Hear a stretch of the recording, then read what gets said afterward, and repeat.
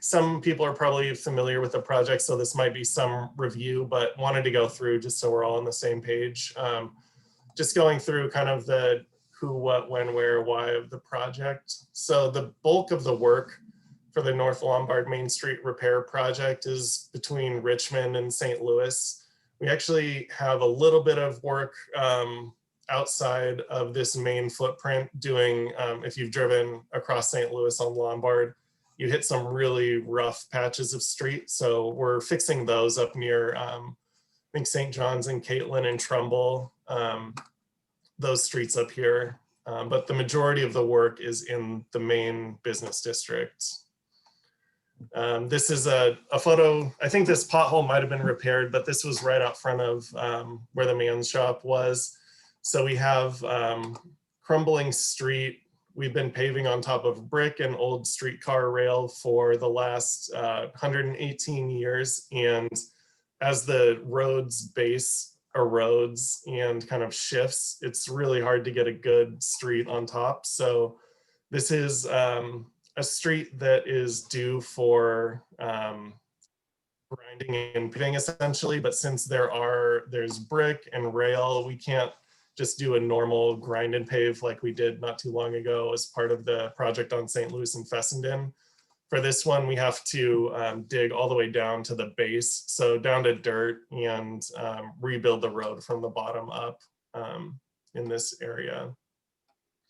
We also had a project a couple of years back now that did some interim crosswalks to make it more visible that pedestrians are crossing the street on Lombard, but the crosswalks, as you can see, most of them just dead end into curbs, so it's not an accessible environment. If you were using a wheelchair or mobility device or pushing a stroller or something, it's not a very friendly, welcoming environment. So our project is going to be doing curb ramps and curb extensions, make it easier to get around the downtown area when you're walking around.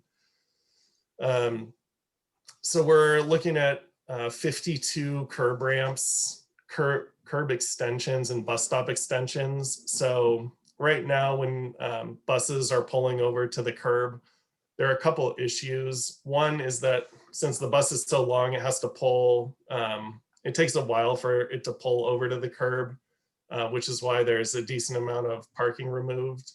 So we're pulling the bus stops out to meet the bus, which means the curb will be out where some of the parking is, but it means that the bus doesn't have to pull over to the curb. The curb comes out to the bus. So a little bit of parking actually comes back in those cases. And the buses are too big anyway to pull all the way over and have traffic go past them. So we see a lot of people kind of jumping around the bus in the opposite lane, which is dangerous and not legal. And this will help kind of smooth out that behavior. We're, like I said, repairing and replacing the roadway base and pavement, removing those streetcar tracks. We're preserving some sections of it. We've been working with the St. John's Museum folks on setting some of the streetcar tracks aside for future art installation of some sort or some kind of project to be determined, I think. We're adding concrete bus pads so that the road lasts longer. We're removing the signals at John in Philadelphia and replacing the old pedestrian signal at John with a new rapid flashing beacon at Charleston. So that's the crossing that most people go to school, and it's a better type of treatment for that area. Let's see, and we're doing a couple other changes to make the TriMet bus routing a little bit smoother. One of them is, if you're on St. Louis now heading west, you want to turn onto Lombard, that left turn there is sort of a protected left turn, but we don't have the green arrow letting people know. So we're changing that so that you'll have an arrow to turn left, which will make the bus operators more comfortable. Their policies basically say that if it's just a green ball, they have to yield to let traffic go, but traffic won't ever go because they have a red light. So it's just kind of a weird interaction there. This graphic is on the website, but I can just kind of go through it pretty quickly. This is just a graphic showing a curb extension on the top left. So the crossings for people walking across the street will be shorter. We're marking the crossings. This one here is just an example of what a bus stop extension would look like. It's essentially like a crossing extension, but a little bit longer. So both of the doors of the bus would open up onto it. And yeah, I think I touched on most of the rest. I can stick around for questions too. Our current schedule, we're looking at notice to proceed to the construction contractor on August 3rd, if nothing changes. So looking at some more construction activity happening around then. You might notice some utility work happening earlier on. Next to Homegrown Smoker, I've been working with them on a utility pole that's going to be moved by PGE. So they're aware of that one. There might be some other stuff happening earlier, but the bulk of the work that we're taking on wouldn't start until later in the summer. And the more detailed construction schedule will be one of the first submittals that we get once the contractor's selected. So we'll have a better idea then of what's end they're going to start their work on and how the progression of the project will look. That schedule is developed by the contractor. So as we have more information, we'll be posting it on the website, and can email it to you, Liz, if you want to help get the word out, or we can talk more about what makes the most sense on that. So, and then my information, the project website is here, portland.gov/Lombard Main Street. I have an email list that I've been developing over the last few years, and we'll be probably using it more during construction, although I also have a lot of contact info of individual business owners and people in the area too. So, but if you have any questions, feel free to reach out to me directly. Email is usually best. But yeah. I have a question, David. A quick Yeah. one about this portion of your presentation. So when the Cathedral Park sewer repair project was going on, I know they had this like marketing team that they hired who would get an email list, and they would do sort of weekly updates. Here's where we are this week. Here's what's coming up. Here's where we are this week. Here's what's coming up. And I found that very helpful in tracking the project. Will it be like that?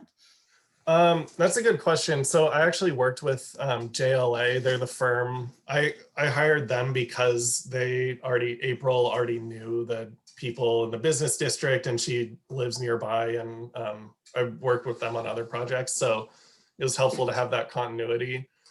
Our bid opening date for this project is June 1st. And at that point, I'll have a better idea of how our budget's looking. So I had them on for the design phase, but it's a question mark of whether or not I'll be able to have them for construction. So it'll either be them or me doing a similar type of thing. I'm not sure if it'll be a weekly update. The way the schedules work on the contractor's end is they do a rolling 3-week look ahead. So it might be every other week or every third week, saying this is what the next 3 weeks will look like. And those I can email out or post on the website, or whatever is most helpful. Yeah. Yeah, we can help spread the word, and all that kind of stuff. It was just helpful to get those updates all the way along, because those are the questions people have. And then if it's gonna someone's block, they can kind of get ready for that. Yeah. And I think the other question I wanted to ask before I open it up to the floor is, with the healthy street permits, and I know this came up in the SJNA meeting, with the healthy street permits, say somebody's got, like Stormbreaker has outdoor seating that they're using for their main seating right now. And I don't know if you've had time to work with that section of this on that, but can you let me know how that is going to work? Yes, I can let you know that I'm gonna find out a lot more about that I'm looking at my calendar now, on Monday. So I emailed Bridget at PBOT, who's handling those permits, and we have a meeting set up for Monday to get into the weeds on that. One thing we did do is, and I can pull this up. Let's see if I can share this. open my PDF here. I was out there late last week with our construction manager and an intern and our lead civil engineer, but we walked the whole project and made notes on our construction plans of where they are currently. So we have a good sense of where those are. What I don't know yet is what the plan is for shifting things around. I know that on the kind of the first thing you see when you apply for that permit is a warning kind of saying that summer is typically a heavy construction season and that things might be impacted due to utility relocations or other bureau projects. So I'm hoping it's not too much of a surprise that things might need to move around, but I don't have a good idea yet of the specifics. Like I think one of them is, the seating right in front there. I don't know if we have an option to slide that around the corner and not get in trouble with the OLCC because it wouldn't be directly adjacent to their business or what that would look like. So those are some of the questions I'm going to be checking in about. Okay, great. Thank you. And then I wanted to open it up to the floor for questions for David. Looks like you must have done such a great presentation that nobody has any questions. I think the tree one we brought up earlier is going to, we don't have a lot of street facing businesses here. Just, it looks like just IQ, Trebone, Two Rivers, and then I think that's it for street facing businesses who are here. So Okay. yeah, and Convergence actually also. Yeah. Although not right on Lombard, so it doesn't, might not affect exactly Yeah. as much. I want to see too, I had a list of other, let's see. Oh, just the general order of operations for the work I won't know for sure until the contractor's on board, but we have some tree pruning and some tree removals. Those are probably going to happen first to get some trees out of the way. So I would guess that that's going to be happening in August, September. I have somebody from APHIS, the federal agency who watches to make sure we're in compliance with the Migratory Bird Act, keeping an eye on bird nesting right now. So you might notice someone walking around kind of looking up in the trees, but he's just out checking out what birds are in the area. The plantings, so there'll be less trees for a little bit and then later on after the tree work and some of the utility stuff that's happening sooner. I think we'll probably be seeing most of the concrete work happening first. So the curb ramps and some sidewalk repair will be a big chunk of work early on.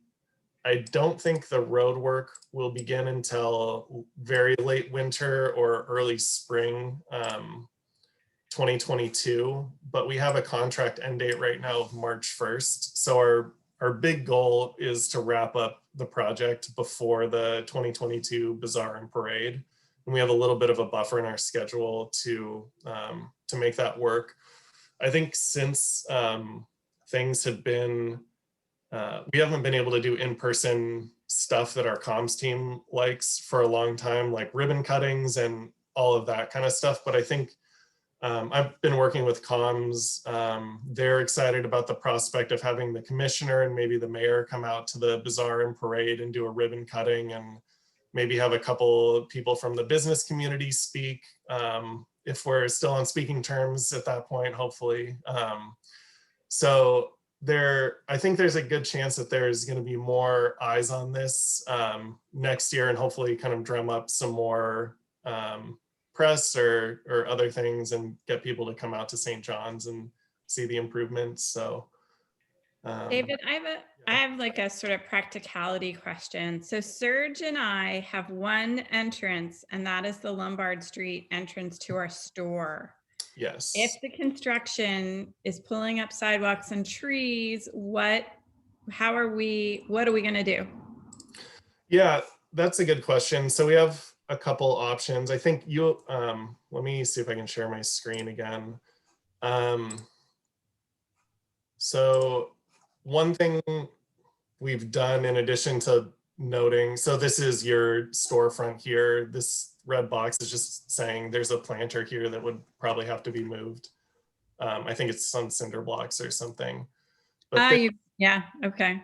so this is what I was talking about with a new curb ramp going across Lombard here and right here and across here. But when we have curb ramps that close together, the entire sidewalk essentially needs to be pulled up and reconstructed. It doesn't look pretty, but in some cases, this was a project I had on Lombard a little bit further out, but we worked with the contractor on essentially constructing a bridge. So they went in and poured concrete, and people could still access the restaurant around the detours.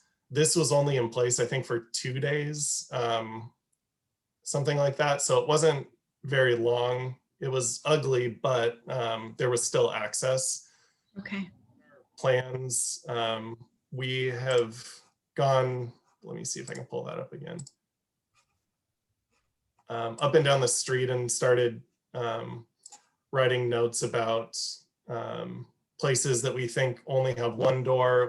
We still need to check with folks on, like, do you have a back door? Like Slim's frontage has been closed for a while, but they have a sign saying use the back door. So for a case like yours, we'd probably be looking at some kind of temporary access or trying to get work done when you're closed.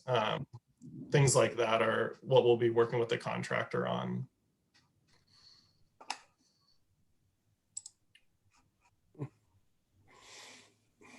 Okay, great. Well, thank you, David. I'm going to actually stop the recording now. Okay.